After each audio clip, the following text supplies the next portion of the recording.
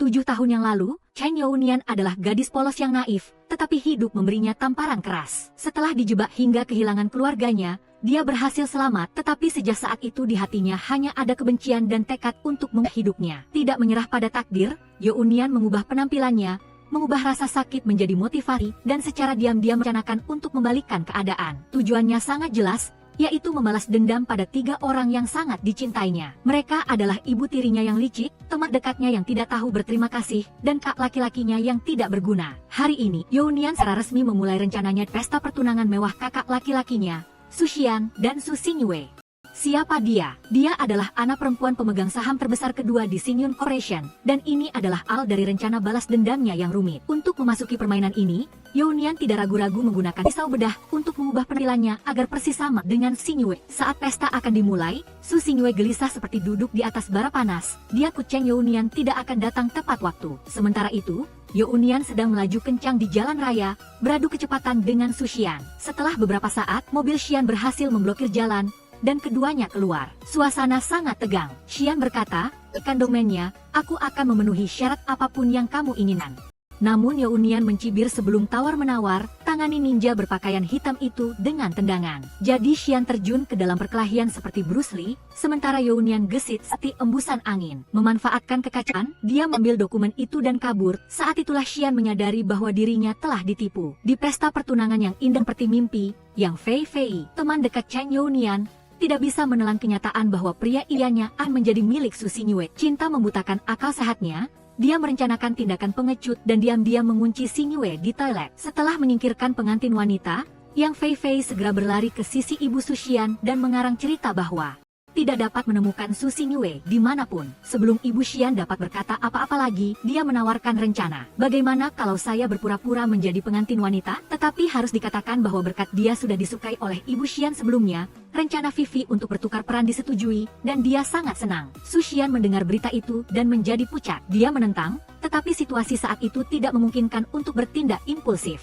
Saham perusahaan sedang anjlok karena skandal, dan media seperti elang melihat masa. Tidak ada jalan lain, dia hanya bisa mengangguk dengan pahit, membiarkan pengantin wanita palsu itu dengan gembira mengenakan gaun pengantin seolah-olah dia adalah pemeran utama wanita dalam hidupnya. Tetapi hidup tidak seperti drama romantis, melainkan seperti film aksi yang dicampur dengan drama. Saat Vivi merasa puas, dari kejauhan seorang gadis aneh yang tertutup seperti ninja membawa sebotol cat merah. Sebelum dia mengerti apa yang terjadi, botol cat itu dilemparkan ke arah mereka. Pada saat itu, sebuah payung terbuka, melindungi pengantin pria. Orang yang menerima lemparan cat itu tidak lain adalah Yang Fei Fei. Semua orang tidak tahu apa yang terjadi, sementara Xian seperti tersamar-samar. Dia menyadari bahwa orang di depannya adalah gadis yang menipunya untuk mengambil dokumen tadi. Matanya tertuju pada Vivi, man dari masa lalu yang tak hanya mengkhianatinya, tetapi juga dengan kejam menyebabkan ibunya pergi ke alam baka. Melirik ke calon ibu mertua, yang juga ibu tiri jahat dari tahun itu. Kedua orang itu pernah dorongnya ke jurang, sekarang giliran dia untuk menarik mereka ke bawah dan membalas apa yang telah mereka lakukan padanya. Dia tidak hanya kembali, tetapi juga untuk menuntut kembali semua yang menjadi miliknya, baik dendam maupun hutang. Tidak. Kasus perhiasan beradiasi adalah tindakan pribadi Vivi dan tidak ada hubungannya dengan perusahaan. Mengenai korban, perusahaan akan bertanggung jawab penuh untuk biaya perawatan dari A sampai Z. Setelah mengatakan itu, dia tanpa ragu-ragu langsung menarik perhiasan itu dari leher Vivi. Kemudian dia menoleh ke arah Su Xian, mengangkat alisnya, dan dengan lembut berkata bahwa dia ingin Xian memakaikannya. Pengantin pria masih terkejut sementara media kagum, mengatakan bahwa pengantin wanita ini tidak hanya cantik tetap juga sangat baik dalam menangani situasi. Xian terus menatapnya, dan yang mengejutkan, tinnitus anehnya tiba-tiba kambuh, membuatnya pusing. Namun, seperti refleks yang tidak disadari, Younian mengangkat tangannya dan dengan lembut memijat pelipisnya, gerakan begitu akrab sehingga membuatnya tertegun. Karena sebelumnya, ada seseorang yang melakukan hal yang persis sama setiap kali dia sakit. Momen itu membuat Xian merasa sangat bingung, tidak tahu siapa gadis itu, mengapa dia begitu akrab. Dia tidak mengerti, hanya tahu bahwa jantungnya baru saja melewatkan 1 detak. Setelah pesta, ketika mereka bergerak kembali ke rumah, Younian mendongak menatap villa yang di masa lalu telah menyaksikan banyak hal menyakitkan, menarik serangkaian emosi yang campur aduk. Sampai Xian memanggil namanya, Younian tersentak kembali ke kenyataan. Begitu bertemu dengan calon ibu mertua, Younian tidak bertetele dan langsung mengatakan bahwa dia ingin bekerja di perusahaan. Wanita itu segera menolak tanpa berpikir. Matanya menatanya lebih dingin dari es. Melihat itu, Younian melirik Xian dan berkata dia bisa membantu Xian menyelesaikan masalah di perusahaan. Saat itulah Xian mengerti bahwa dokumen yang dia curi pagi ini adalah syarat untuk masuk ke perusahaan. Dia jelas memiliki tujuan dan sekarang membuat Xian semakin penasaran. Xian membawanya untuk melihat kamar, tetapi dia tiba-tiba berhenti di depan sebuah pintu yang akrab. Itu adalah kamar lamanya di masa lalu. Matanya berkaca-kaca saat dia hendak melangkah masuk, tetapi tangan Xian terangkat untuk menghalangi jalannya. Kamar ini milik adik perempuanku, kata adik perempuan yang keluar dari mulutnya membuat Younian terkejut. Dia pura-pura mengatakan tidak pernah mendengar tentang keberadaan orang ini. Melihatnya bingung, Xian mengatakan, ada beberapa hal yang lebih baik tidak diketahui karena pernikahan ini pada dasarnya hanya kesepakatan bisnis. Younian mengangguk pelan lalu berbalik ke kamar yang sudah disiapkan untuknya. Malam itu, saat rumah hening, Younian mulai mencari rahasia. Kunci di dalam kamar tidak menyulitkannya. Hanya dengan beberapa langkah dia sudah bisa membukanya. Di dalamnya, dia menemukan kontrak pengalihan saham dari Xian ke nama yang Fei Fei. Dan terutama kontrak yang ditandatangani tepat setelah kematiannya. Semakin dia membacanya, matanya semakin dingin. Merasa ada sesuatu tidak beres. Ini bukan hanya angka tetapi juga pengaturan. Saat dia mengobrak-abrik dokumen lain, sebuah foto lama jatuh. Itu adalah foto ibunya. Melihat wajah yang dicintai itu, semua pengekangan hancur. Air mata mengalir deras, menyebabkan kulitnya menjadi merah nyala. Itu adalah efek samping setelah operasi yang menyebabkan wajahnya iritasi setiap kali emosinya memuncak. Pada saat yang sama, Xian masih tidak bisa tidur, otaknya berputar dengan keraguan tentang calon istrinya yang aneh. Dia tidak bisa mengerti mengapa gadis itu memiliki begitu banyak kesamaan dengan gadis yang pernah dicintainya 7 tahun lalu. Sementara itu, Younian sedang mencoba menghapus air matanya ketika ada ketukan di pintu. Su Xingyue masuk dengan membawa obat di tangannya. Dia dengan lembut mengoleskan obat ke Younian. Terima kasih, kata Younian, karena dendam ini, aku telah meminjam identitasmu dan memaksamu untuk kembali ke negara ini bersamaku. Dia berjanji akan mengungkapkan semua kebenaran dan mengembalikan keadilan untuk kedua keluarga karena ibu Su Xingyue juga meninggal secara tidak adil. Tiba-tiba ada ketukan di luar, itu adalah Xian yang mengatakan ingin memeriksa sistem keamanan. Diperiksa dari luar sepertinya masuk akal. Tetapi matanya yang penuh kecurigaan membuat orang tidak bisa tidak curiga. Meskipun Younian sengaja mengatakan bahwa dia akan tidur, dia tetap bersikeras untuk masuk. Saat ini, orang yang berbicara dengannya adalah Su Xingyue, yang mencoba tetap tenang. Dia melirik obat alergi di meja lalu dengan penasaran mengambilnya untuk dilihat. Sebelum sempat bertanya, dari dalam toilet terdengar suara, Xian langsung ingin masuk untuk memeriksa. Tepat pada saat hampir ketahuan, sutradara membuat tinnitus Xian kambuh lagi. Xingyue bertanya dengan cemas, tetapi reaksi Xian mengejutkan karena jelas dia mengetahui kondisinya pagi ini. Untungnya, Younian di dalam sudah berhasil mengendalikan diri. Dia dengan cepat menekan klakson darurat, menciptakan gangguan yang membuat Xian kehilangan fokus. Memanfaatkan kesempatan itu, dia dan Xingyue dengan cepat bertukar posisi. Namun, Xian masih tidak menyerah untuk memeriksa kamar itu, membuat Younian harus menggunakan taktik merayu darurat. Tetapi Xian kebal, seolah-olah sistem kekebalannya dilatih khusus agar tidak menyerah pada kecantikan. Tidak ada pilihan lain, Younian membiarkannya masuk. Xingyue di dalam menahan napas seperti ikan di talenan. Saat matanya melihat sekeliling, Younian tiba-tiba berpura-pura sakit. Melihat itu, dia langsung menggendongnya kembali ke kamar. Sesampainya di kamar, melihat Younian dengan cepat pulih seolah tidak pernah sakit. Dia langsung bertanya, ada niat apa kau tiba-tiba memelukku? Apa seperti ini? Sebelum dia sempat menjawab, dia perlahan menunduk, bersiap untuk menciumnya. Tetapi tepat sebelum momen itu menjadi berbahaya, Younian mengangkat tangannya untuk menghalangi. Sisi wajahnya di bawah cahaya membuat Xian terdiam. Dia terlihat sangat mirip dengan adik perempuannya, Younian, yang menghilang tanpa jejak di masa lalu. Tetapi sikap yang waspada dan tak membuat dia tidak ingin memaksanya lagi. Dia hanya dengan lembut menyuruhnya untuk beristirahat lebih awal lalu diam-diam pergi. Saat pintu baru saja tertutup, dia masih merasakan perasaan aneh di hatinya. Wanita itu seolah sangat akrab namun juga seperti orang asing yang baru pertama kali bertemu. Di dalam kamar, Younian mengingat kembali sepotong kenangan yang menusuk hatinya. Tahun itu, dia tidak sengaja melihat Xian memeluk seorang wanita dan dengan ingin berkata, Xian, dia hanya adik perempuanku, bagaimana mungkin dia menjadi kekasihku? Kata-kata itu seperti siraman air dingin yang memadamkan semua ilusinya selama 7 tahun terakhir. Younian pikir bahwa sejak saat itu, dia telah mengerti posisinya dengan jelas. Tetapi yang tidak dia ketahui adalah, gitu dia berbalik dan pergi, Xian telah mendorong wanita itu menjauh dan berkata, apakah aku cinta Younian atau tidak? Itu tidak ada hubungnya denganmu. Keesokan harinya, Younian secara resmi datang ke perusahaan untuk bekerja. Berdiri di depan warisan ibunya, dia janji dalam hati akan mengambil kembali semua yang menjadi miliknya dan menuntut keadilan untuk mereka yang telah tidak. Orang pertama dalam rencana ini adalah Yang Fei Fei. Dulu, saat mengalami kecelakaan, dia yang mengambil ponselnya dan dikejar memutus kesempatan untuk menelepon ambulans. Itulah mengapa ibu dan putrinya harus berpisah selamanya. Begitu memasuki perusahaan, Yang Fei Fei mulai mencibir, menganggap dia datang ke perusahaan untuk erat hubungan suami istri. Lalu dia menyerahkan posisinya kepada Younian. Para karyawan, yang semuanya berada di pihak Vivi, segera melemparkan tumpuk dokumen ke meja pemeran utama wanita.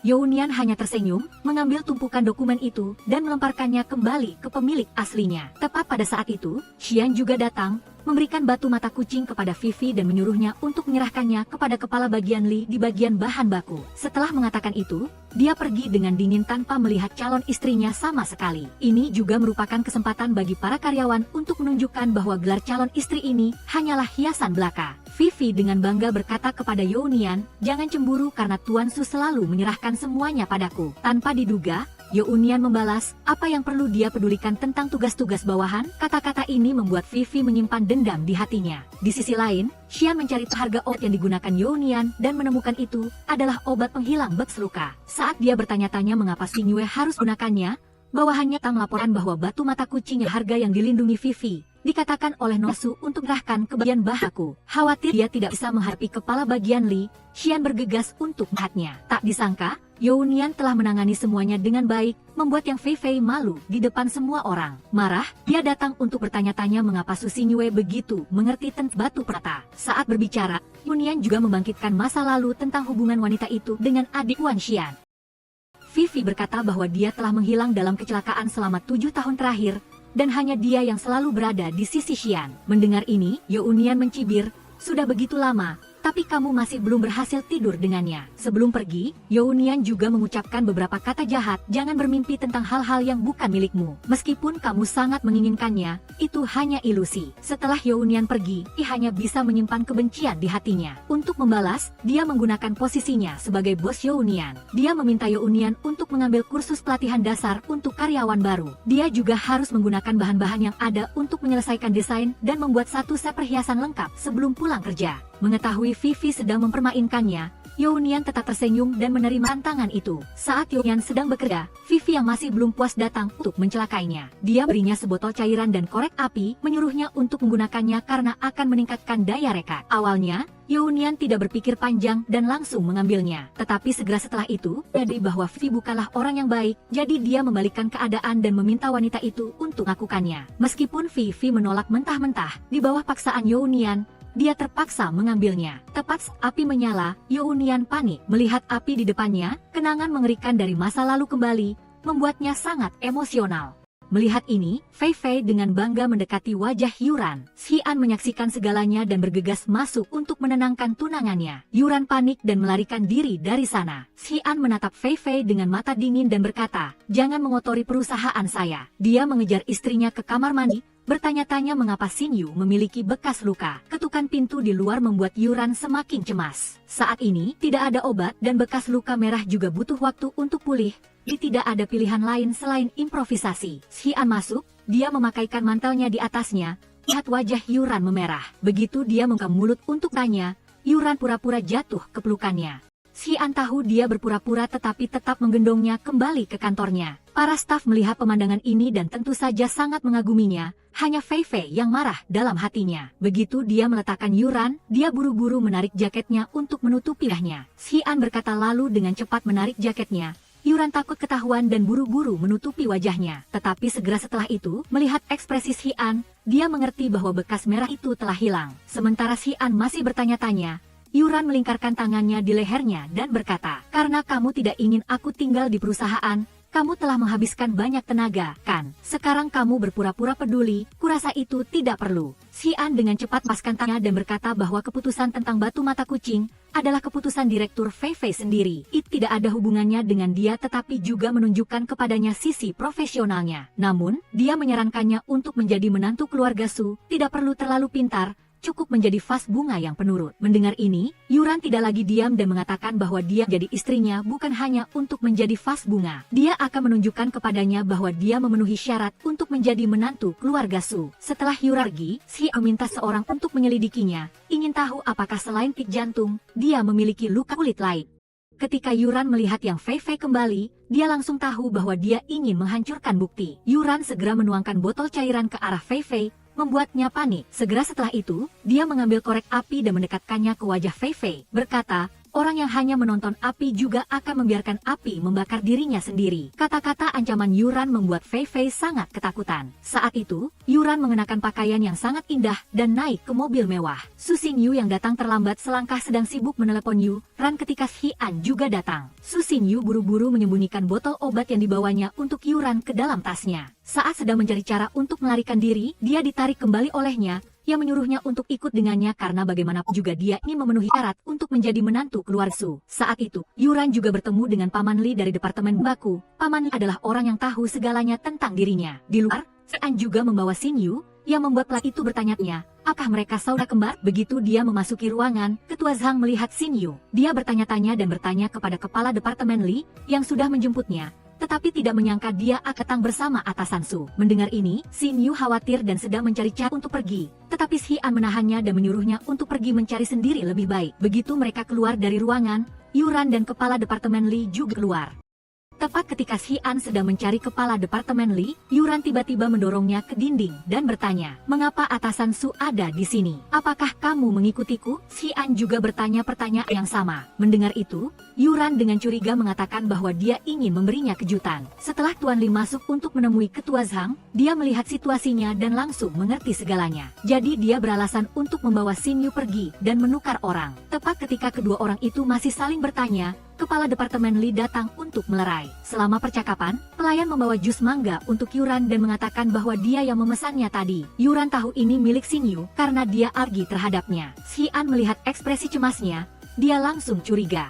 Paman Li hendak melerai tetapi dihentikan oleh Xian. Tidak ada pilihan lain, Yuran harus berdiri dan berpura-pura bersulang dengan Paman Li dengan segelas jus dan menyebabkan sedikit insiden. Berkat itu, dia mengambil alasan untuk tidak minum jus dan bergegas ke kamar mandi. Segera setelah itu, Xian juga menerima laporan telepon dari bawahannya. Dia mengetahui bahwa obat itu adalah obat bekas luka bakar. Meskipun lukanya sudah sembuh, tetapi ketika mengalami emosi yang kuat atau suhu tinggi, akan terlihat sangat jelas. Dan dia juga tahu bahwa Nona Su tidak memiliki catatan medis pengobatan bekas luka bakar. Penasaran, dia masuk ke kamar mandi wanita. Yuran melihatnya dan juga menunjukkan ekspresi terkejut. Segera setelah itu, untuk mencari celah, dia ingin membersihkan wajahnya sendiri untuknya.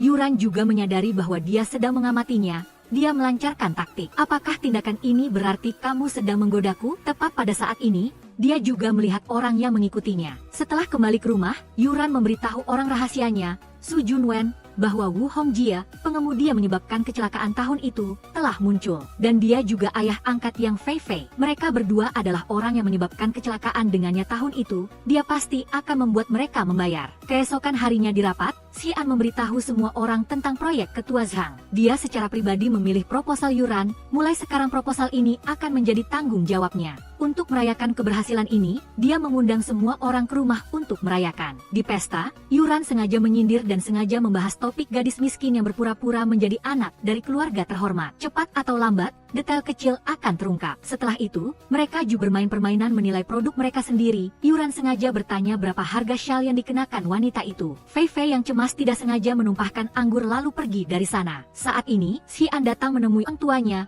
Berdiri di luar dia mendengar ibunya menyebutkan Chen Yuran. Rahasia tahun itu kembali, hari itu orang tuanya bertengkar. Takut Yuran akan mewarisi perusahaan Nebula ketika dia berusia 18 tahun. Dia menyuruh Su Dawei untuk mencari cara karena dia tidak ingin Su Xian kehilangan segalanya. Dan kalimat yang paling penting adalah bahwa Xian bukan anak kandungnya. Kata-kata ini mengejutkan Xian. Di sisi lain, Fei Fei, agar identitas tidak lengkap, membakar syalnya untuk menghancurkan bukti. Tanpa sengaja tangannya terbakar, dia dengan marah menumpahkan ketumpukan bunga di depan Yuran. Yuran melihat dia menghancurkan bunga ibunya dan segera menghentikannya. Siapa sangka Fei Fei yang marah mengatakan bahwa dialah yang mengirim foto dia dan ayah angkatnya. Mengatakan itu, dia mengangkat tangan untuk menyerang. Saat kedua orang itu bergumul, Yuran terkilir kakinya karena sepatu hak tingginya. Fei Fei melihat itu dan buru-buru melarikan diri dari sana. Xian tanpa sengaja melihatnya dan buru-buru mendekatinya, menggendongnya kembali ke kamar. Begitu dia meletakkannya, dia juga melihat tanda lahir di punggungnya dan hendak melihatnya dekat, tetap dihentikan oleh Yuran. Tepat ketika mereka berdua saling bertatapan, ibunya datang dan menariknya pergi. Karena banyak hal di hatinya yang belum terjawab, Xian merasa sedih dan minum alkohol untuk menghilangkan kesedihan. Tiba-tiba dia teringat tanda lahir di punggung Yuran, dan sebuah pemikiran yang tidak biasa terlintas di benaknya. Mungkinkah dia bukan Su Xinyu, melainkan, memikirkan ini, dia buru-buru pergi mencari Yuran untuk memverifikasi. Dia membalikkan badannya dan menarik bajunya ke bawah untuk melihat, tetapi tanda lahir yang dilihat sudah tidak ada lagi. Xian mempertanyakan, tetapi dia mengira dia salah lihat dan dia sama sekali tidak memiliki tanda lahir.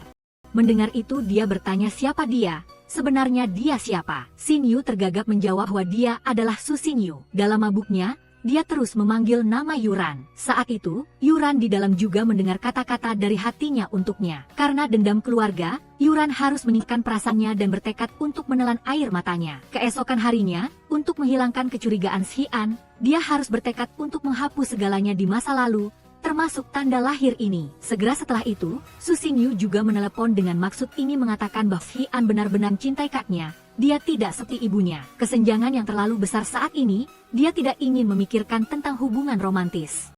Tujuan dia adalah untuk mengambil kembali Nebula Group kerja keras ibunya. Keesokan harinya, Fei Fei mendatangi ayah angkatnya dan memarahinya habis-habisan. Meskipun demikian, ayah angkatnya tetap sangat menyayangi putri angkatnya ini. Yuran yang tidak jauh dari sana menyaksikan semuanya. Yuran mulai melancarkan rencananya dengan menelepon orang misterius, harus membuat ayah dan anak perempuan Fei Fei mengatakan kebenaran tentang kecelakaan tahun itu. Setelah itu, dia mengirim pesan untuk bertemu ayah dan anak perempuan yang Fei Fei di lokasi yang sama, di mana mereka mencelakainya. Pada malam itu, ketika dia melihat mangsanya muncul, Yuran sangat senang. Fei Fei mengira Xinyu yang memaksanya untuk bertindak. Melihat pemandangan di sekitarnya, Fei Fei mengingat kembali 7 tahun yang lalu, di tempat yang sama, dia telah menyusun rencana yang sempurna. Dia mulai khawatir, apakah Su Xinyu tahu sesuatu? Tapi itu tidak mungkin. Hal ini hanya melibatkan ayah dan anak perempuan itu dan ibu Xian. Bagaimana mungkin orang luar bisa tahu? Segera setelah itu, ayah angkatnya juga mengendarai mobil dan bergumam, jangan berani-beraninya ada yang mencelakai putriku. Fei Fei sangat terkejut melihat ayahnya muncul di sini. Dia sama sekali tidak tahu bahwa ini adalah jebakan yang telah diatur oleh Yuran. Saat ini, Yuran juga berjalan dari belakang dan mempertanyakannya tentang kecelakaan 7 tahun yang lalu di tempat ini. Saat kedua orang itu saling menyelidiki, Fei Fei juga menerima telepon dari ibu Xian. Wanita itu memberinya 2 pilihan, kemuliaan dan kekayaan atau ayahnya. Dia hanya bisa memilih salah satu. Fei Fei, demi kemuliaan dan kekayaan, tega meninggalkan ayah angkatnya, orang yang mencintainya lebih dari nyawanya sendiri. Lalu dia mengendarai mobil dan menabraknya hingga tewas. Di tengah situasi tak terduga ini, Su Xinyu juga berlari dan melihat pemandangan di depannya, penyakit jantungnya kambuh. Tidak ada pilihan lain, Yuran harus menelepon Xian untuk meminta bantuan. Dia mengatakan bahwa dia mengalami kecelakaan mobil dan memintanya untuk datang membantu. Di rumah sakit, Yuran juga secara tidak sengaja menemukan rahasia yang mengejutkan. Pertama, pemeran utama wanita bukan bahwa golongan darah Xian dan ayah angkat Fei Fei memiliki golongan darah yang sama. Saat itu ada suara orang masuk. Yuran buru-buru bersembunyi. Orang yang datang adalah ibu Xian. Dia buru-buru menyembunyikan 2 lembar kertas di dalam tasnya. Sebelum dia mengantarnya ke surga, dia mempertanyakannya, apakah tepat ketika Xian datang mencarinya, dia menemukan pemeran utama wanita menggunakan tangannya untuk menopang gelas air. Kecurigaan di hatinya membuatnya mendorong Yuran ke tempat tidur, ingin melihat apakah dia benar-benar terluka atau berpura-pura. Siapakah Yuran bersiap dari awal dan langsung membuka bajunya untuk menunjukkan lukanya. Melihat dia mundur dan menutupi dirinya dengan selimut, Yuran melanjutkan serangannya. Dia bertanya apakah dia perlu membuka perban untuk memeriksanya. Xian berkata tidak perlu. Lalu dia memberitahunya bahwa polisi sudah memiliki hasil penyelidikan. Itu adalah kecelakaan dan dia adalah saksinya. Melihat dia tersenyum, dia bertanya mengapa dia datang ke sana. Dia mengatakan bahwa dia membenci Yang Fei Fei. Itu adalah kesempatan bagus bagi ayah dan perempuan itu untuk bertemu. Dia akan tahu bahwa gelar gadis dari keluarga terhormat yang disandangnya adalah palsu. Karena masalah ini, Yang Fei Fei dipecat dari grup. Sebelum pergi, Yuran menyindir Fei Fei, yang membuat wanita itu khawatir tentang masa lalunya. Dia bertanya pada Yuran, sebenarnya apa yang kamu tahu? Dia berkata bahwa dia tahu lebih banyak dari yang dia duga, yang membuat Fei Fei harus berhati-hati. Sebelum pergi, Fei Fei yang tidak rela pergi mencari Xian untuk memohon. Tetapi dia langsung menolaknya, mengatakan bahwa karena dia menghormati fakta bahwa dia adalah teman Yuran di masa lalu, dia sudah bersikap lunak padanya. Mendengar nama Yuran, Fei Fei menjadi marah, mengira dia sudah mati. Mendengar ini, Xian dengan marah mencekik lehernya dan memperingatkan bahwa gadis itu akan kembali. Mendengar itu, Fei Fei melanjutkan, jika dia masih hidup, kamu akan menderita 100 kali lebih banyak dari sekarang. Mendengar ini, dia melepaskan wanita itu dan pergi. Siapa sangka Fei Fei langsung mengungkapkan perasaannya. Xian harus menjelaskan dengan jelas kepadanya lalu pergi. Melihat itu Fei Fei menerjang untuk meluknya. Tepat pada saat ini, Yuran juga muncul. Xian juga melepaskan Fei Fei hingga jatuh. Tidak rela, dia melempar vas bunga ke arahnya sebelum pergi. Tepat pada saat ini, Xian berhasil melindunginya, mengarahkan vas bunga ke arahnya. Melihat keduanya saling bertatapan mesra, Fei Fei menekan untuk memisahkan keduanya, cara tidak sengaja juga merobek baju Yuran. Xian buru-buru mengambil jaketnya dan memakaikannya padanya, lalu menariknya ke dalam pelukannya. Dia memperingatkan Fei Fei untuk menjauh dari istrinya. Kata-kata yang diucapkannya membuat Fei Fei semakin gila karena cinta. Tetapi wanita itu bersumpah tidak akan mudah menyerah begitu saja. Hari ini, kebetulan Yuran tidak bisa menarik resleting gaunnya. Xian maju untuk membantu. Pemeran utama wanita menolak, tetapi Xian tetap berusaha membalikkan badannya. Tanpa sengaja dia menemukan bahwa punggungnya memiliki bekas luka. Identitasnya terungkap, Yuran kembali menggunakan jebakan kecantikan, tetapi ciumannya ditolak olehnya. Pemeran utama wanita telah merasakan bahwa Xian sedang menyelidiki dirinya. Dia harus segera menyelesaikan rencananya sebelum dia ketahuan olehnya. Menerima kiriman dari kakak misteriusnya, itu adalah ponsel ibunya yang hilang dalam kecelakaan hari itu. Jadi, Yuran menggunakan ponsel itu untuk ngirim pesan dan membuat janji bertemu dengan dua orang jahat itu, ingin mereka saling berhadapan. Fei Fei buru-buru pergi ke tempat yang dijanjikan, dia tidak melihat siapapun, hanya melihat batu nisan. Ketika dia menelepon nomor itu, dia melihat ponsel itu terkubur di bawah batu nisan, yang membuat Fei Fei ketakutan. Tepat ketika mental Fei Fei sedang kacau, Ibu Xian, Qiu Lifen, juga meraba ke tempat yang dijanjikan. Melihat kaki wanita itu, Fei Fei mengira orang yang sudah meninggal telah kembali untuk menuntut nyawanya. Dia buru-buru mengaku bahwa dia melakukan apa yang diperintahkan oleh Qiu Lifen. Jadi, konfrontasi antara kedua orang itu terjadi, kepercayaan wanita itu pada Fei Fei tidak ada lagi. Sebaliknya, ada kecurigaan. Fei Fei sekarang mengatakan bahwa dia yang menyuruhnya datang ke sini. Ada saksi dan bukti, apakah kamu berencana untuk menyangkal kejahatan? Saat dia dibongkar oleh wanita itu, Fei Fei menyalahkan Su Xinyu, mengira semua yang dia lakukan tidak sesederhana kelihatannya. Tetapi wanita itu tidak percaya. Melihat itu Fei Fei mendorongnya hingga jatuh ke tanah. Setelah itu, dia masih sok bijak dan berkata, kita berada di kapal yang sama. Dia menyarankan wanita itu untuk menyingkirkan Su Xinyu dari perusahaan. Dia akan menggantinya sebagai menantunya. Dengan begitu, dia tidak akan pernah menyakiti ibu mertuanya. Ucapan Fei Fei terputus oleh paran keras yang ditujukan padanya. Wanita itu tidak mengizinkan siapapun mengancamnya, bahkan dirinya sendiri. Jangan pernah bermimpi untuk menikahi putra lagi. Berdiri jauh dan melihat keduanya berbalik melawan satu sama lain, Yuran rasa sangat senang. Jadi Fei Fei mendatangi ketua Zhang dan memberinya setumpuk bukti bahwa Qiu Lifen dan dia pernah berkolusi di masa lalu. Wanita itu menjual informasi internal Xin Yun kepadanya untuk memanipulasi saham dan memaksanya membantunya kembali ke perusahaan. Sementara itu, Xian kembali ke rumah karena dia selalu memiliki kecurigaan di dalam hatinya. Jadi dia menyelinap ke kamar Yuran untuk mencari petunjuk. Secara tidak sengaja, dia menemukan kartu nama hotel mata air panas keluarganya. Di sisi lain, saat ketua Zhang masih ragu untuk bekerja sama dengan Fei Fei, dia juga secara tidak sengaja menemukan alat penyadap Yuran. Mengetahui masalahnya terbongkar, Yuran bergegas melarikan diri. Fei Fei melirik sekilas dan menebak bahwa itu adalah Su Xinyu. Lalu dia segera mengejarnya. Tepat saat gadis itu melarikan diri, Xian segera menariknya ke belakang dan memberi isyarat agar dia diam. Melihat mereka akan ketahuan, dia buru-buru melepas bajunya, menutupinya, dan membawanya lari. Saat Fei Fei dan ketua Zhang menemukan mereka hanya melihat Xian sedang mandi dengan seorang gadis. Fei Fei bertanya siapa gadis itu, dan dia menjawab bahwa dia hanya seorang pebisnis dengan sedikit hobi. Tapi Fei Fei masih curiga dan ingin melihat wajah wanita itu. Namun dia dihentikan oleh Xian sebelum peringatan tentang pertemuan mereka berdua. Ketua Zhang mengerti situasinya dan buru-buru membawa Fei Fei pergi. Berkat itu Yuran berhasil melarikan diri dari bahaya. Keduanya kemudian minum bersama dan Yuran juga dengan penasaran bertanya tentang kehadirannya di sana. Jangan-jangan dia sedang menguntit seseorang. Dia menjawab bahwa dia menguntitnya. Yuran tidak tahu harus berkata apa lagi dan hanya bisa diam. Tepat pada saat ini, gejala tangan membeku kambuh dan Yuran dengan cemas menempelkan dua tangannya pada tangannya untuk bertanya. Melihatnya di depan matanya, Xian juga mengucapkan kata-kata yang tulus. Sebenarnya hanya Yuran yang menggosok tangan beku untuknya. Sekarang ada orang tua, yaitu dia. Mendengar itu Yuran menarik tangannya. suruh dia jangan bandingkan dirinya dengan wanita lain. Tepat pada saat ini, hujan turun dan Yuran juga menyindir, apakah hujan bisa membersihkan semua kekotoran dalam hati seseorang. Xian buru-buru meniknya, secara pribadi mengingatkan Shi untuknya, dan berjanji bahwa mulai sekarang, dia akan melindunginya. Pagi berikutnya, Fei Fei mendatangi Yuran dan memarahinya karena telah memfitnahnya. Yuran meraih tangan Fei Fei dan mendorongnya ke pagar, membuat Fei Fei sangat ketakutan. Yuran dengan tenang mengatakan bahwa dia ingin dia merasakan sedikit perasaan di ambang dunia lain. Bagaimana mungkin dia bisa membiarkan Fei Fei pergi semudah itu? Tentu saja di masa depan dia akan membuatnya lebih baik mati daripada hidup. Saat Yuran mendorong Fei Fei jatuh ke tanah, dia melihat Xian diri di sana. Fei Fei buru-buru maju untuk mengadukan perbuatan Yuran, tetapi Xian memilih untuk mendorong tangan Fei Fei. Dia berjalan selangkah demi selangkah menuju Yuran, meraih tangannya, dan pergi. Apapun yang dikatakan Fei Fei, dia tidak peduli dan mengucapkan kalimat dingin, perasaanmu tidak sejelas ambisimu. Melihat mereka pergi bergandengan tangan,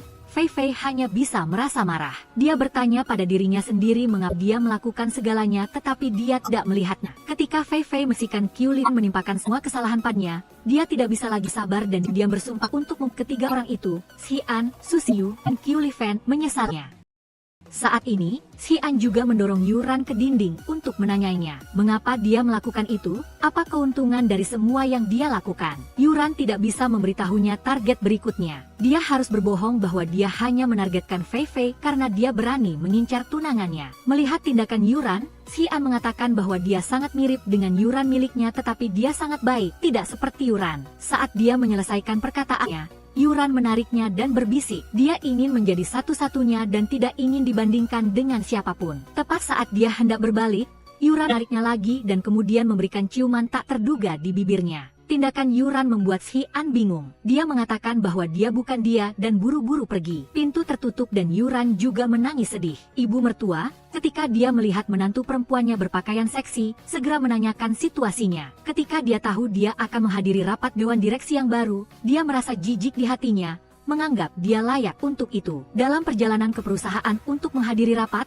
sebuah pemandangan secara tidak sengaja menarik perhatiannya, membuatnya penasaran. Jadi dia mengikuti jejak dan menguntit Su Xinyu. Saat ini, Xinyu juga menemukan orang yang menguntitnya agar tidak memengaruhi Yuran. Xinyu buru-buru mencari cara agar wanita itu tidak salah paham. Melihat itu, wanita itu menganggap Su Xinyu adalah orang yang bermuka dua. Tepat pada saat ini, Xian juga diberi foto oleh bawahannya, foto Yuran yang diambil bersama Su Xinyu sebelum operasi, dan dia bergegas mencari Yuran. Ketika dia melihat Yuran masuk dengan gaun aslinya, wanita itu berpikir dalamnya, mengapa dia mengganti pakaian ini lagi. Tepat pada saat itu, putranya juga berlari, menarik menantunya keluar dari kursi, dan menanyainya, kamu adalah Chen Yuran, kan? Sebelum Yuran bisa memuntah, ada suara rahasia yang berbicara. Apa yang kamu lakukan pada adik perempuanku? Dia adalah Su Junwen, kakak laki-laki Su Xinyu. Pada saat ini, kedua pria itu saling berebut Yuran.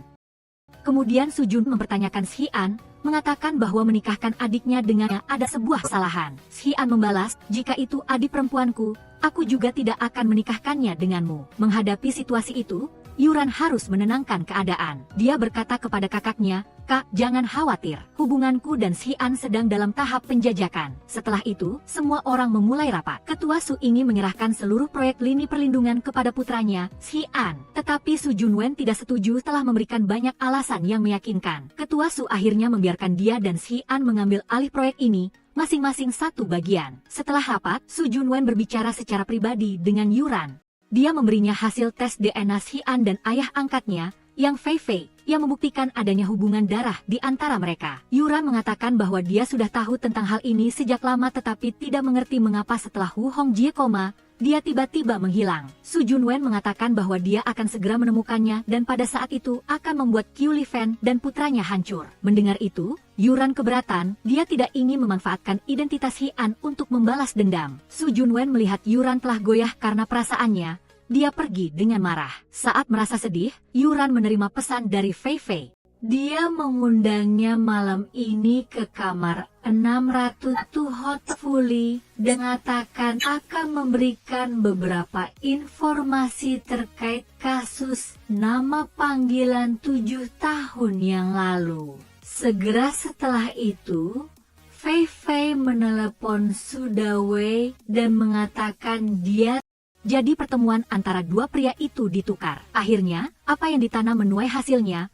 Fei Fei menikmati sensasi yang belum pernah ada sebelumnya dengan Su Dawei. Segera setelah itu, Qiu Li Feng juga mendatangi tempat yang dijanjikan, tetapi mereka berdua belum sempat saling menanyai apa yang terjadi. Para wartawan menyerbu masuk dan menyerang mereka ketika mendengar pertanyaan tentang hubungan dengan Ketua Su. Kedua wanita itu tetap diam, dan Fei Fei segera menerima tamparan keras. Wanita itu mengira dia ingin membalas dendam padanya atas insiden hari sebelumnya. Keduanya saling berdebat, dan akhirnya Fei Fei berhasil melarikan diri dari para wartawan. Di sisi ini, obatnya mulai bereaksi, dan keduanya juga saling menyerang. Kesempatan yang disiapkan Fei Fei secara tidak sengaja menciptakan kondisi bagi pasangan utama untuk bersama. Keduanya menikmati perasaan yang meluap-luap, dan tepat saat perasaan itu mencapai puncaknya, Xian tiba-tiba berhenti. Untuk menenangkan diri, dia menampar wajahnya sendiri agar sadar. Sementara itu, Qiu Li Feng tidak mudah melepaskan yang Fei Fei. Keduanya saling kejar hingga ke atap. Meskipun Fei Fei menjelaskan, wanita itu tetap tidak percaya, bahkan memberitahu Fei Fei bahwa dia dan Xian adalah saudara kandung. Yang Fei Fei tidak percaya bahwa orang yang dicintainya tiba-tiba menjadi kakaknya. Setelah memberikan peringatan kepada Yang Fei Fei, wanita itu berbalik dan pergi.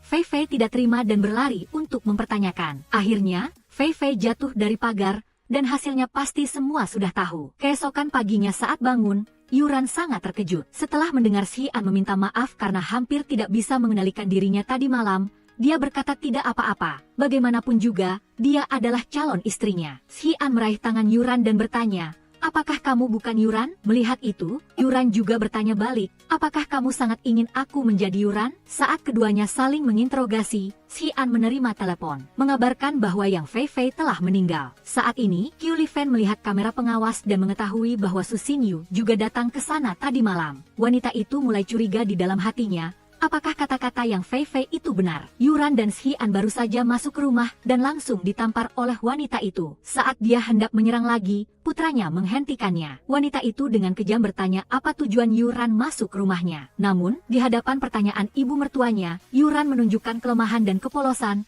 memenangkan kepercayaan Xian sepenuhnya. Segera setelah itu, Xian secara pribadi mengoleskan es untuknya. Ketika mata mereka bertemu, Xian mengingat kembali momen tadi malam dan tanpa sadar menarik tangannya. Melihat itu, Yuran segera mengoleskan es ke wajahnya untuk meredakan ketegangan. Dia berkata, "Suamiku benar-benar pria terhormat tadi malam." Saat ini dia juga bertanya padanya tentang Yuran. Pemeran utama wanita mengatakan bahwa dia tidak pernah menganggapnya sebagai kakak. Dia bertanya di mana Yuran sekarang, bagaimana keadaannya. Pemeran utama wanita mengatakan bahwa dia sekarang tinggal di tempat yang sangat aman dan dia sendiri tidak ingin kembali ke tempat ini. Dia membenci semua orang di sini. Mendengar itu, Xian menyalahkan dirinya sendiri. Tepat ketika keduanya sedang berbicara, Qiu Li Feng mengintai di luar. Melihat itu, Yuran mencoba berakting agar wanita itu melihatnya, membuatnya marah. Ketika Yuran merawat bunga dan tanaman, wanita itu keluar untuk menanyakan tentang panggilan telepon di kuburan. Saat ini, Yuran tidak ingin lagi bermain kucing dan tikus. Dia secara terbuka menghadapi wanita itu. Kesal, Qiu Li Feng menerjang dan tanpa diduga didorong oleh Yuran hingga jatuh ke duri tajam bunga mawar. Tetapi segera setelah itu, gadis itu kembali berperan sebagai menantu yang baik dan menunjukkan perhatian pada ibu mertuanya. Ketika melihat Xian mendekat,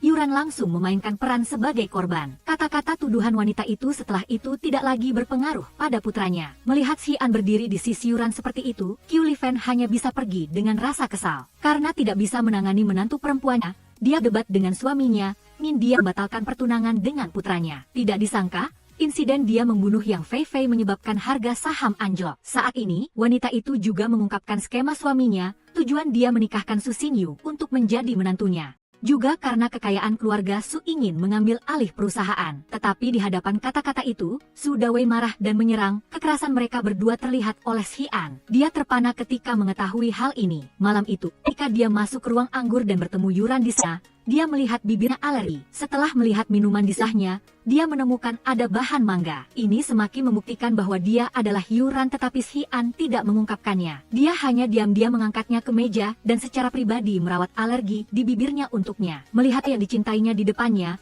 perasaannya seperti bertentangan. Tetapi ketika dia menyadari dia melihatnya, dia buru-buru menghindari tatapan itu. Tepat setelah itu, Xian mengatakan, "Pernikahan kita adalah pernikahan bisnis. Kamu juga tidak puas? Aku akan segera membatalkan pertunangan." Tanpa disangka, Yuran terlihat sangat puas dengan pernikahan ini. Membuat Xian harus mengatakan, "Aku adalah putra Su Dawei." Yuran malah tertawa terbahak-bahak.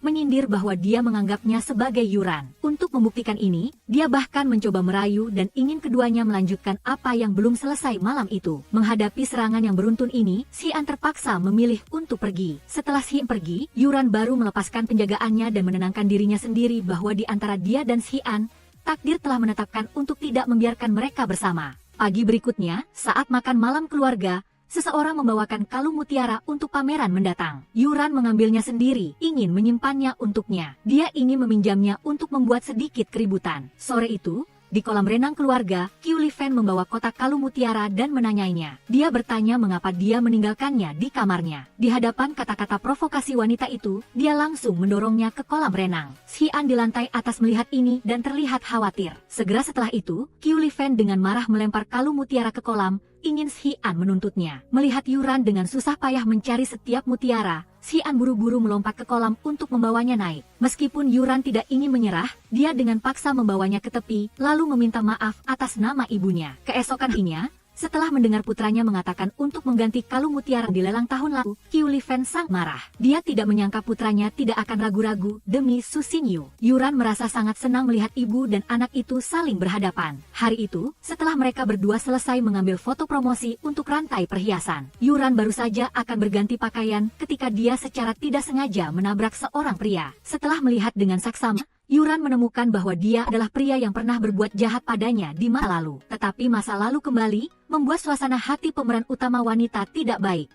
Xian melihat itu dan buru-buru maju untuk menanyakan. Tepat saat dia menyuruh seseorang untuk memanggil kembali orang tadi, Yuran buru-buru menghentikannya dengan ekspresi ketakutan. Setelah dia pergi, Xian menyuruh orangnya untuk menyelidiki pria tadi. Yuran juga menceritakan hal ini kepada Su Junwen, dan petunjuk tentang pria asing itu dengan cepat didapatkan. Dia adalah kerabat jauh yang Fei Fei dan pernah disewa olehnya untuk menyakiti Yuran. Xian tiba-tiba kehilangan ketenangannya. Dia datang dan melihat Yuran diperhatikan dan dirawat oleh Su Junwen. Xian hanya bisa menyalahkan dirinya sendiri karena tidak merawatnya dengan baik. Setelah kembali ke rumah, Yuran melihatnya duduk di depan foto kucing tahun itu. Tanpa sadar dia tersenyum bahagia dan kenangan masa lalu kembali muncul. Namun, tak lama kemudian Chen Yuran segera memulihkan diri. Dia bertanya mengapa Su Xian ada di kamarnya, dan dia mengajaknya untuk menyelesaikan lukisan itu. Mengetahui bahwa Chen Yuran akan menolak, Su Xian masih mencoba membujuknya dengan menceritakan kisah tentang Chen Yuran. Sejak itu, dia tidak pernah melupakannya dan menyalahkan dirinya sendiri karena tidak cukup baik. Meskipun Chen Yuran tidak mengakuinya, dia ingin tahu apakah dia telah hidup dengan baik selama ini. Chen Yuran menjawab bahwa dia telah hidup dengan baik dan memiliki kakak laki-laki yang merawatnya. Aku tidak kekurangan kakak, kata Su Xian sambil memegang tangannya. Su Junwen sengaja kembali dari luar negeri dan mengincar grupnya. Dia pasti orang baik, takut dia akan memanfaatkanku sebagai pion. Tapi Chen Yuran mengabaikannya. Dia dan aku bersaudara. Bagaimana mungkin aku menjadi pion? Su Xian tidak punya pilihan selain pergi. Sebelum pergi dia mengucapkan satu kalimat. Aku tidak ingin menjadi kakak laki-laki. Hanya saja aku tidak punya pilihan lain. Chen Yuran mengerti perasaannya. Hanya saja dia juga tidak punya pilihan lain. Keesokan harinya, dua pria itu kembali memperebutkan Chen Yuran untuk bergabung dengan tim mereka. Pada akhirnya, dia memilih untuk bergabung dengan tim kakak laki-lakinya. Su Xian bertanya alasannya, dan dia berkata, karena aku adalah anggota keluarga mereka. Su Xian hanya bisa marah, membanting meja, dan meninggalkan tempat itu. Saat itu, Su Junwen menerima telepon dari seseorang dan bergegas pergi. Chen Yuran merasa aneh, tadi dia menelepon Xingyu untuk bertanya, dan mengetahui bahwa dia memiliki petunjuk tentang Wu Hongjia. Chen Yuran tahu bahwa Su Junwen sedang memanfaatkan identitas Su Xian. Dia merasa ada sesuatu yang tidak beres dan mengikutinya. Tepat ketika dia kehilangan jejak Su Junwen, seseorang menyerangnya. Untungnya, Su Xian menangkis serangan itu untuknya. Melihat Su Xian muncul saat itu, Chen Yuran bertanya alasannya, dan dia berkata dia takut dia akan menghilang lagi. Meskipun demikian, Chen Yuran masih tidak berterima kasih dan berkata bahwa urusannya tidak membutuhkan campur tangannya. Saat itu, mereka berdua juga melihat Wu Hongjia.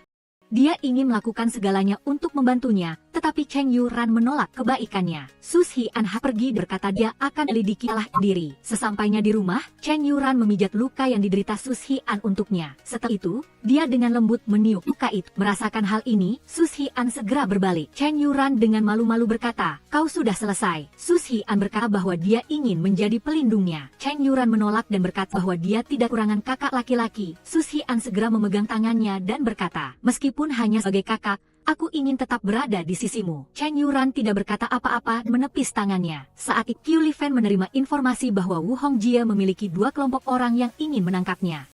Mendengar bahwa salah satu kelompok adalah wanita, dia langsung teringat pada Su Xingyu. Dalam hatinya dia merasa cemas, tidak mengerti apa tujuannya. Dia berpikir bahwa Su Xingyu tahu bahwa Su Xian adalah putra Wu Hongjie dan ingin menggunakan ini untuk menekannya. Saat itu, Chen Yuran datang mengunjungi Su Junwen, bertanya mengapa dia terluka dan menyalahkannya karena apa yang dia lakukan tadi malam, yang seperti membangunkan singa yang sedang tidur. Siapa sangka, Su Junwen yang penuh kecemburuan balik bertanya, apa karena aku atau karena kau yang berhati lembut dan masih memiliki perasaan pada Su Xian? Saat itu, Su Xingyu datang untuk memberitahu bahwa Su Xian mencarinya. Begitu masuk, Su Xian meraih Su Junwen dan menanyainya, sebenarnya kau mau apa? Su Xingyu segera mendorongnya menjauh dan meraih tangan kakaknya. Su Xian melihat sekilas dan tahu bahwa orang ini bukanlah Chen Yuran yang dia cari. Dia segera pergi mencari-cari dan setelah berkeliling, Su Xian menemukan ruangan rahasia yang tepat. Saat dia tenggelam dalam pikirannya, Chen Yuran muncul dan memotongnya. Su Xian segera menasihati Chen Yuran,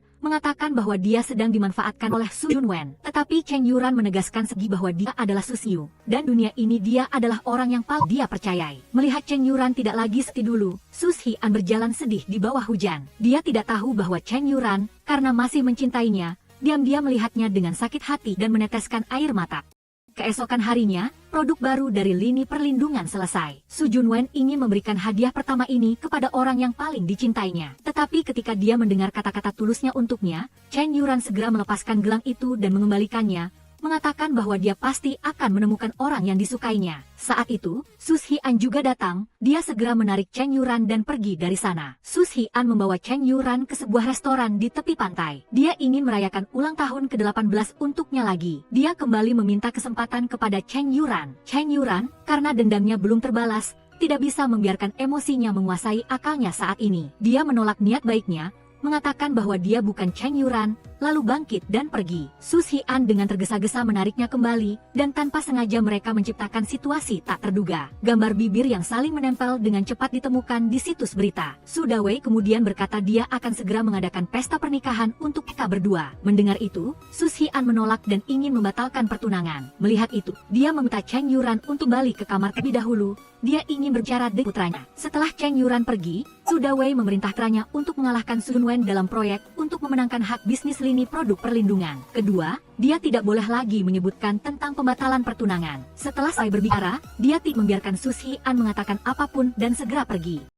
Untuk membuat Su Xian melupakan masalah pembatalan pertunangan dengannya, Chen Yuran mencarinya. Su Xian tahu bahwa Chen Yuran mencarinya karena masalah ini. Dia berkata bahwa apapun yang dia lakukan, dia tetap akan membatalkan pertunangan. Melihat dia tidak bisa mengubah keputusannya, dia memutuskan untuk menyatakan perang, dan setelah selesai berbicara, dia pergi seolah-olah dia adalah pemenangnya. Di ruang siaran langsung produk baru, Su Junwen pergi untuk menuang kopi di gaun Chen Yuran. Saat dia pergi ke kamar mandi, Su Junwen mematikan teleponnya. Saat Su Xian datang ke siaran langsung, dia menerima sebuah surat. Surat itu mengatakan bahwa Su Xingyu dalam bahaya dan mengajaknya bertemu di kamar 401 Hotel Fu ya malam ini. Su Xian segera menelepon tetapi melihat nomor tidak dapat dihubungi. Tanpa berpikir panjang dia bergegas pergi, seperti embusan angin. Chen Yuran kembali ke kamar dan melihat teleponnya mati. Begitu dia menyalakannya kembali, dia menerima telepon dari Su Xingyu dan mengetahui bahwa Su Xian telah ditangkap. Chen Yuran bergegas kembali ke rumah, ternyata Su Junwen ingin Su Xian tidak hadir di siaran langsung ini. Chen Yuran tidak menerima cara pengecutnya. Dia diserang balik oleh Su Junwen yang menyebut semua kejahatan yang dilakukan oleh Qiu Lifan dan menyalahkan Chen Yuran karena berhati lembut terhadap mereka. Tokoh utama wanita kembali sadar dan berkata bahwa dia pasti akan membalas dendam ini, tetapi dia tidak ingin menggunakan cara rendahan seperti mereka.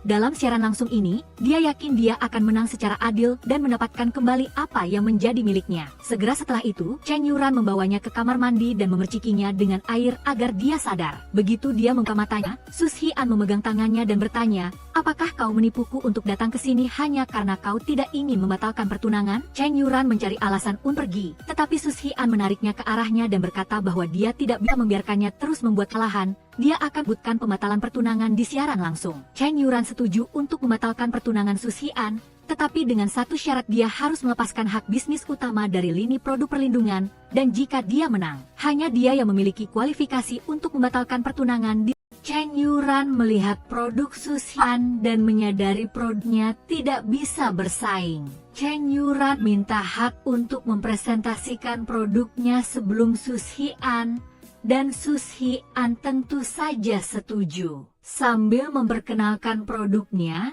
Chen Yuran memasukkan kisah cinta mereka. Di sisi lain, Chen Yuran juga mengetahui langkah Su Dawei. Saat itu, Su Xian datang, dia telah menerima Su Junwen untuk memenangkan hak bisnis utama produk baru. Su Xian hanya berharap Chen Yuran kembali menjadi dirinya yang 5 tahun lalu. Chen Yuran merobek kontrak itu. Dia menyatakan dengan belak-belakan, "Aku adalah Su Xingyu. Chen Yuranmu sudah mati, dan kau tidak akan pernah memiliki kesempatan untuk bertemu dengannya lagi." Setelah selesai berbicara, dia pergi dengan marah. Setelah keluar, Chen Yuran baru saja melepaskan emosinya karena dia tahu ada terlalu banyak rintangan yang memisahkan mereka. Saat itu, Qiu Lifen juga mengikutinya. Dia ingin mencari petunjuk untuk mengungkapkannya. Kembali ke rumah dalam keadaan sedih, Su Junwen melihatnya dan menasihatinya dan sakit hati.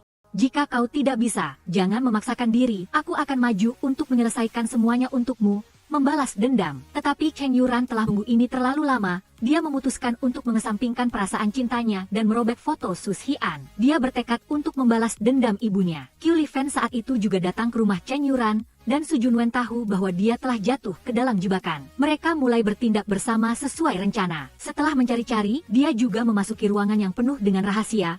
Terkejut karena Chen Yuran mengincarnya. Saat itu, dia juga angkat bicara, memprovokasi Chen Yuran, yang tidak lagi menyembunyikan diri, untuk memberitahunya identitas aslinya. Setelah itu, dia juga mengungkapkan kejahatan yang telah dilakukan pada ibunya. Qiu Lifen masih tidak percaya bahwa dia adalah Chen Yuran. Segera setelah itu, Su Xingyu juga muncul, yang sangat mengejutkannya. Saat Chen Yuran menuduhnya telah melakukan kejahatan terhadap ibu dan putrinya di masa lalu. Qiu Lifen segera menekan tombol rekam, dan Su Junwen juga masuk untuk menginterogasinya. Tahun itu, orang tuaku juga meninggal karena mengantar Chen Yuran ke UGD. Qiu Lifen menyekal dan bertanya di mana buktinya. Chen Yuran dengan marah melemparkan setumpuk dokumen ke wajahnya. Untuk mempersiapkan serangan balik dan mendapatkan kembali segalanya, dia telah mempersiapkan diri sepenuhnya. Dia tertawa mengejek, mengatakan bahwa dia telah merekam mereka berdua dan telah mengirimkannya ke Su Dawei. Jika dia tamat, mereka berdua juga tidak akan hidup dengan tenang. Jadi Su Junwen mengurus wanita itu dan mengembalikannya ke tempat semula. Begitu dia sadar, Chen Yuran juga datang. Dia segera menarik Chen Yuran untuk menemui suaminya. Siapa sangka, Su Dawei juga datang untuk menginterogasi tentang video itu. Chen Yuran berpura-pura menonton video itu dan kemudian beritahu Su Dawei bahwa wanita itu ingin menjebaknya. Jadi dia memasukkan video seperti itu. Dia juga mengeluarkan ponselnya sendiri untuk menunjukkan kepada pria itu video aslinya. Qiu Lifen sangat marah. Chen Yuran terus menyerang dengan mengatakan, "Bukankah aku sudah berjanji akan memberikan bagian keluarga Su kepada bibi?" Kedua, Qiu Lifen berjanji untuk mematikan menantu perempuannya yang licik, tetapi ayah mertuanya menghentikannya. Chen Yuran memberitahu ayah mertuanya bahwa jika dia percaya padanya, dia bisa menyelidiki bahwa bibinya sendiri yang memaksanya untuk mentransfer saham. Su Dawei segera menelepon untuk mengonfirmasi kejadian itu. Segera setelah itu, dia ditampar oleh suaminya. Rencana Chen Yuran pada awalnya dia berhasil. Meskipun demikian, wanita itu masih tidak mau berhenti. Dia meminta tes darah karena Chen Yuran memiliki golongan darah yang cukup istimewa. Jadi, dia menyeretnya untuk melakukan tes darah segera. Su Xian yang sedang belum sadar, seseorang menelepon untuk memberitahunya tentang kejadian itu. Di sisi lain, Qiu Lifen kembali ditampar karena golongan darah yang dites tidak sesuai dengan harapannya. Segera setelah itu, Su Xian dan Su Junwen juga datang. Mendengar Su Junwen ingin membatalkan pertunangan ini, Su Dawei takut kehilangan mangsa yang empuk. Dia segera menggunakan taktik dengan memberikan saham yang dimiliki Qiu Lifen kepada Chen Yuran sebagai kompensasi untuknya. Su Xian tidak terlalu peduli, dia hanya fokus pada hasil tes. Dia tidak percaya bahwa dia bukan Chen Yuran, adik perempuannya. Di kantor, Chen Yuran mengetahui bahwa Su Dawei menggelapkan dana publik tetapi belum ada bukti. Jadi, malam itu, Chen Yuran mulai melancarkan rencananya. Setelah minum segelas anggur dengan ayah mertuanya, dia berpura-pura tidak enak badan dan meminta izin untuk pergi ke kamar mandi. Qiu Lifen segera mengintai, siapa sangka begitu mereka masuk ke kamar mandi, mereka bertukar identitas. Qiu Lifen mengikuti jejak Su Xingyu. Setelah dia meninggalkan ruang kerja, Qiu Lifen segera masuk. Melihat hasil tes DNA Su Xian dan Wu Hongjie di atas meja, dia segera menyembunyikannya. Dia tidak ingin masalah ini sampai ke tangan Su Dawei. Di meja makan, Chen Yuran tidak sengaja memecahkan gelas anggur. Saat membersihkannya, tangannya berdarah. Melihat dia pergi ke kamar mandi, Su Xian juga bergegas mengikutinya. Khawatir dan peduli padanya, Chen Yuran dengan canggung menarik tangannya. Melihat air membasahi tubuhnya, dia dengan lembut mematikan keran air. Hati Chen Yuran saat itu dipenuhi dengan emosi yang bergejolak. Su Xian juga menambahkan, tahukah kau betapa bahagianya aku ketika aku tahu kau bukan adik perempuanku? Chen Yuran segera menangkan diri dan berkata bahwa dia adalah Su Xinyu. Bagaimana mungkin dia menjadi adik perempuannya? Meskipun Chen Yuran tidak mengakuinya, tetapi Su Xian tetap tidak memaksanya. Dia dengan lembut memakaikan jaket untuk orang yang dicintainya. Dia nasihatinya agar tidak masuk angin. Hari ini, Su Dui menerima informasi bahwa seseorang menuduhnya menggelapkan dana publik di depan Dewan Direksi. Chen Yuran masuk dari pintu, memecah kebuntuan untuk ayah mertuanya. Di depan kepintaran Chen Yuran, Su Dawei memuji menantu perempuannya. Tapi setelah itu, permainan gorengan Chen Yuran dimulai. Kebohongan Chen Yuran membuat dia menaruh semua kecurigaan pada istrinya yang berbakti padanya. Begitu Qiu Lifen tiba, dia langsung ditampar.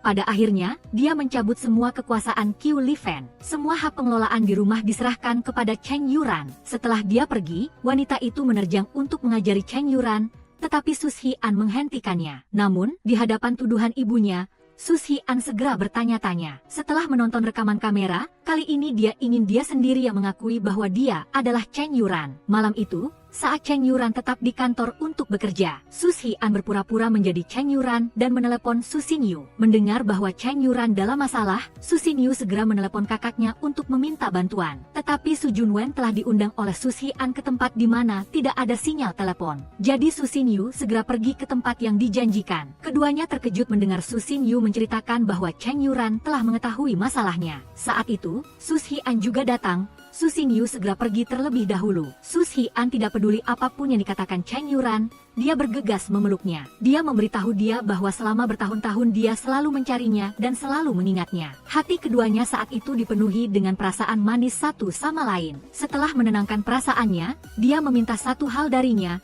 yaitu menyembunyikan identitasnya. Su Xian langsung setuju, dan dia berjalan pergi. Lalu dia dengan cepat mengungkapkan pertanyaan di dalam hatinya. Apa tujuanmu kembali dalam wujud orang lain? Chen Yuran hanya berkata. Pak An langsung menemui Su Junwen untuk meminta penjelasan. Siapa sangka, pria bermarga Su itu tidak hanya tidak menghindar, tetapi juga membalas seperti tembakan bertubi-tubi. Ingin tahu siapa yang membuat Chen Yuran seperti ini? Itu adalah Anda, bukan orang lain. Pak An berdiri menatap dan di benaknya ia masih terpercaya bahwa semua itu karena kesalahpahaman dari masa lalu yang kabur. Ia tak pernah menyangka bahwa segala sesuatunya begitu rumit. Ketika ia hendak berbalik untuk menjelaskan situasinya, Su Junwen memberinya pidato emosional. Benar-benar orang bodoh, karena sampai sekarang pun Anda tidak menyadari bahwa ia telah berjuang melawan segalanya hanya untuk melindungi Anda.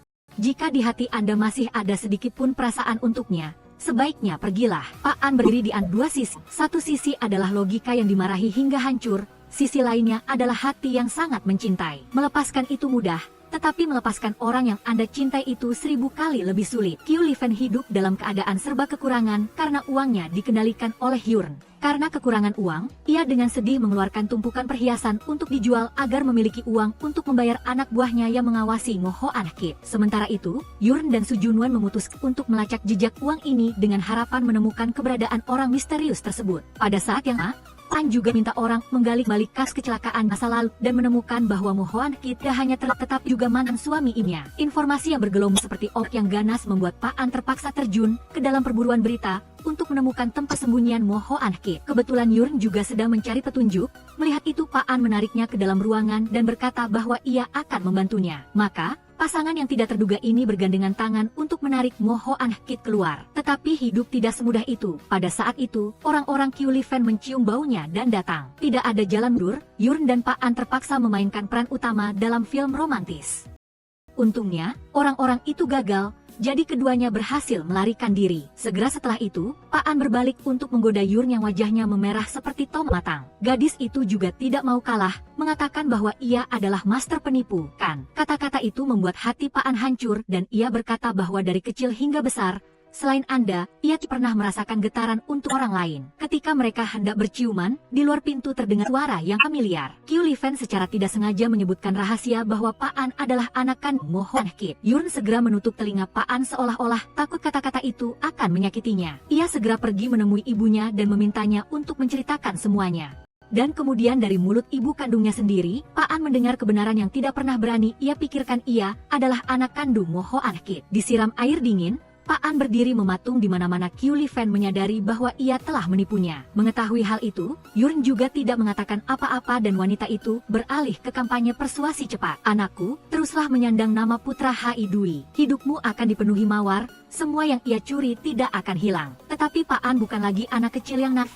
Di dalam hatinya terasa berat seperti batu. Ia sendiri adalah mata rantai yang menyebabkan begitu banyak tragedi meletus. Melihat putranya teguh seperti patung batu, Qiu Lifen mulai melunak secara harfiah. Dari membujuk beralih ke menangis lalu memohon dan bahkan berlutut di depannya. Tetapi semua itu hanya mendapatkan satu kalimat sederhana yang seperti pisau mengiris hatinya. Tolong jangan paksa aku untuk hidup sesuai keinginanmu. Hari itu, Yurn datang menemui Pak An, membawa serta seluruh kenangan yang telah ia simpan. Ia perlahan menceritakan tentang waktu-waktu di mana mereka pernah bersenang dan sedih bersama seolah-olah membalik buku harian yang telah memudar. Mendengar ini, Pak An merasa hatinya berat seperti memakai batu. Ia menyadari bahwa selama ini ia secara tidak sengaja telah merebut semua yang seharusnya menjadi milik Yurn.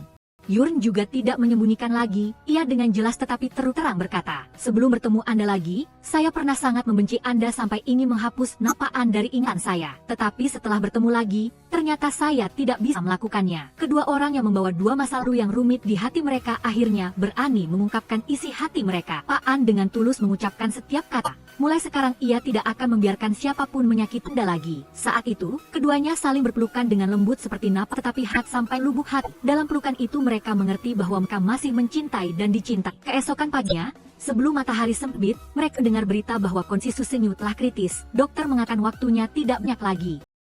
Permintaan terakhirnya adalah milik orang yang menghancurkan keluarganya dihukum. Untuk membalas dendam, satu-satunya cara adalah mengungkap identitas asli Pak An. Kedua teman itu berbisik, mengira tidak ada yang mendengar, tetapi Pak An sudah berdiri di luar sejak tadi. Kembali dengan salinan hasil tes DNA di tangan, Yurn berdiri di ambatusan tetapi hati hancur berkeping-keping. Ia tidak ingin orang yang dicintainya menghadapi badai dan luka yang bukan salahnya. Seolah-olah bisa membaca hatinya, Pak tersenyum dengan lembut dan menghiburnya. Ia tidak ingin ia terlalu memikirkan hal ini. Setelah Yurn tertidur, Pak An meremas erat hasil tes di tangannya. Matanya tegas seolah sudah waktunya untuk melakukan hal yang benar. Keesokan paginya, Qiu Lifen mengangkat vas bunga untuk memberikan vas keramik kepada menantunya. Pak An tiba-tiba muncul dan menghalangi lemparan berani, memilih untuk menerima cinta dari ibunya. Segera setelah itu, sekelompok wartawan diundang, lampu kilat berkedip di mana-mana. Di depan kamera, Pak An menyatakan dengan jelas, saya bukan putra kandung Hai Dui. Kalimat itu seperti guntur di tengah langit yang cerah. Qiu Lifen hampir melompat dan bergegas keluar untuk memprotes dengan sengit. Tetapi Pak An hanya dengan lembut menghentikan dan berkata, Ibu, berhentilah. Aku sudah tahu segalanya. Sebaiknya Ibu pergi dan mengakui semuanya. Tetapi Qiu Lifen, yang pernah melalui begitu banyak badai kekuasaan, tidak mudah menyerah seperti itu. Ia mengarang banyak alasan dan memanfaatkan kekacauan untuk melarikan diri. Menyaksikan adegan itu, Yurn tidak bisa menahan diri. Ia dengan marah mempertanyakan Pak An. Anda sengaja membiarkannya pergi, kan? Di matanya, kepercayaan yang baru saja dibangun kini seperti istana pasir yang diterpa ombak. Sebelum konflik mereda,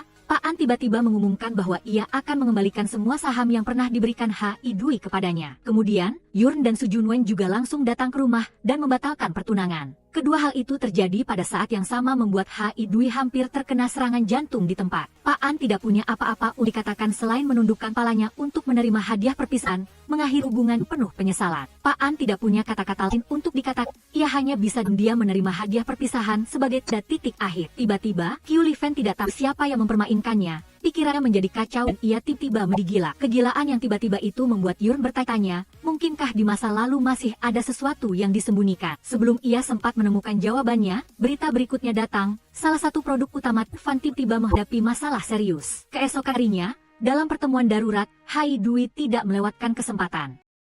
Ia mengutip alasan melindungi perusahaan untuk menekan saudara-saudara Su agar menandatangani surat pengalihan saham untuk menutupi kerugian. Di tengah keraguan mereka berdua, seorang karyawan berlari masuk dan melaporkan. Biro Inspeksi DAC sedang menyelidiki perilaku korupsi orang-orang terdekat ketua. Tanpa ragu, Yurn dengan tegas menolak untuk menandatangani dokumen. Setelah pulang sekolah, ia dan Su Junwen mulai melakukan petunjuk. Mungkin orang di balik semua ini adalah Hai Dui. Kecurigaan mereka tidak berdasar karena dalam kondisi linglung, Qiu Lifen mengoceh tentang dosa-dosa masa lalu dan semua itu mengarah pada satu orang, yaitu Hai Dui.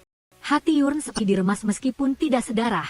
Tetapi sejak kecil pria itu pernah memperlakukannya dengan semua kehangatan seorang ayah. Kenangan lama kembali dalam isak tangis dan Pak An masih di sana. ia dengan lembut menghapus air matanya. Ia berkata bahwa apapun yang terjadi, ia akan tetap di sini. Setelah itu ia meletakkan ciuman lembut di bibirnya seperti janji yang tidak terucapkan. Saat itu, telepon berdering. Seseorang berkata Mo Hoan Kit sudah sadar. Keduanya segera berlari dan akhirnya mendengar kebenaran yang mengejutkan. Semua intrik di masa lalu memang disutradarai oleh Hai Dui. Ia bahkan dengan hati-hati meninggalkan bukti di kampung halaman. Yun tidak ragu-ragu dan segera menelepon Su Junwen untuk merencanakan aksi. Ia memutuskan besok dalam rapat dewan akan membongkar semuanya. Keesokan harinya, Hai Dui langkah ke ruang rapat dengan sikap seseorang yang seolah-olah akan menjadi raja baru Tinfan. Tetapi hidup tidak seperti mimpi. Yun muncul, mengungkapkan identitasnya secara terbuka, dan menceritakan seluruh ceritanya dari awal hingga akhir. Setiap detail kejahatan terungkap dengan jelas, tetapi Hai Dui masih tertawa terbahak-bahak dan berkata, jika Anda yang mengatakannya, siapa yang akan percaya? Siapa tahu, mungkin Anda bukan Yun yang asli. Tepat pada saat itu, Kepala Departemen Bahan Baku masuk sambil membawa dokumen tentang seluruh proses operasi rekonstruksi wajah Yun. Hai Dui beralih dari mengejek menjadi marah, tetapi ia tetap dengan arogan berkata, meskipun Anda Yun, jadi kenapa? Saya memegang saham terbesar, jadi apa yang Anda gunakan untuk melawan saya? Seketika itu juga, Pak An masuk dari pintu dan meletakkan dokumen perubahan saham di atas meja. Setelah membacanya, wajah Hai Dui menjadi pucat. Semua pemegang saham, karena kehilangan kekayaan pada skandal produk, telah menjual saham mereka. Ternyata ia diam-diam sudah mempersiapkan segalanya. Yun baru tahu saat ini. Pak An sudah tahu segalanya. Hanya saja ia mencoba melindunginya secara diam-diam, tetapi ia terus menyalahkannya karena tidak menepati janji. Segera setelah adegan mengejutkan Dewan Direksi, Pak An tidak ragu-ragu menyerahkan seluruh sahamnya kepada Yun. Ditambah dengan modal yang sudah ia pegang, hasilnya adalah Yun secara resmi menjadi pemegang saham terbesar Tinfan. Ia dengan tegas menyatakan akan menuntut Hai Dui dengan tuduhan penggelapan dana publik dan penyalahguna aset perusahaan. Sebelum kata-kata itu selesai diucapkan, Su Junwen muncul dengan membawa beras seolah-olah membawa surat pengakuan dari hukum. Menyadari situasinya telah berbalik dan tidak dapat diselamatkan, Hai Dui mencoba melarikan diri. Tetapi rencana yang telah diatur sebelumnya membuatnya tidak bisa melarikan diri. Setelah serangkaian hari yang bergejolak, semuanya kembali damai. Pak An memeluk Yun ke dalam pelukannya. Ia ingin semua kesedihan berada di belakangnya dan ia akan pergi bersamanya ke masa depan yang berbeda. Tetapi Yun tidak merasa lega seperti itu. Ia merasa masih ada jarak di antara mereka berdua, yaitu Qiulian. Ia tidak akan memaafkannya, bahkan jika ia adalah ibu kandungnya, ia akan tetap membawanya pengadilan. Jika demikian, apakah Anda bisa menerimanya? Tetapi kemudian keduanya pergi ke rumah sakit untuk mengunjungi Su Senyu. Setelah kedua pria itu pergi, Su Senyu menatap Yun dengan mata lembut dan berkata, jangan lari dari dirimu sendiri dan jangan lewatkan orang yang benar-benar kamu cintai. Kamu pantas bahagia bukan karena orang lain tetapi karena dirimu sendiri. Setelah sekian lama berlomba-lomba dengan hati yang sudah dimiliki, Su Junwen akhirnya harus melepaskan. Bukan karena Anda tidak cukup baik, tetapi karena perasaan tidak bisa dipaksakan. Ia akan menggantikan saya, jangan biarkan ia harus menanggung semuanya sendirian lagi. Saat kedua pria itu berdiri di luar mengobrol, mereka sama sekali tidak tahu apa yang terjadi di dalam. Yun telah diam-diam diculik oleh Hai Dui seperti adegan terakhir dari sisa-sisa penjahat yang belum mau berakhir. Di atas meja, ia meninggalkan pesannya menantang, temui aku di atap gedung dan ingat bahwa video itu jika ingin menyelamatkan seseorang. Hai Dui tidak menyembunyikan lagi, ia mencurahkan semua rahasia dosa di masa lalu. Keserakahan, perhitungan, kekejaman, ia tidak lagi membenarkan dan tidak bisa menghapusnya.